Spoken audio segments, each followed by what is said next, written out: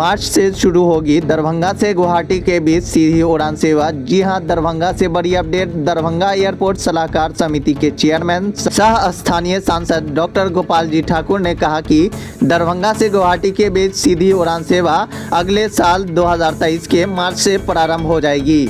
बिहार में वेट कम करने के लिए विभागीय स्तर पर अधिकारियों को राज्य सरकार से बात करने का निर्देश दिया गया है। राज्य सरकार द्वारा अधिक वेट वसूलने के कारण विमान परिचालन करने वाले कंपनी यात्री किराया घटाने में असमर्थ साबित हो रही है। इससे यात्रियों को परेशानी होती है। सोमवार को स्थानीय एयरपोर्ट पर निदेशक मनीष कुमार, डीजीएम चंदन, एजीएम सत्येंद्र झा सहित अन्य पदाधिकारियों के साथ एयरपोर्ट के विकास, विस्तार एवं यात्री सुविधा से जुड़े विभिन्न कार्यों की समीक्षा के बाद बोल रहे थे। बैठक के दौरान ही उन्होंने airport authority of India eastern region के आरईडी मनोज गंगल से भी दूरभाष पर विकास के मुद्दों पर बात की।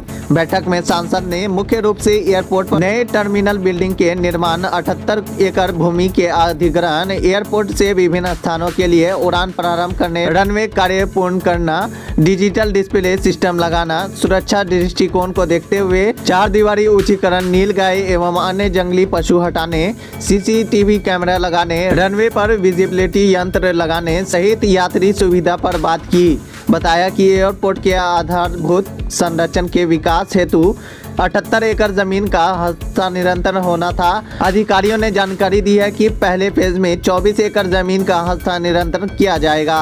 इसके बाद विकास एवं विस्तार कार्य में तेजी आएगी।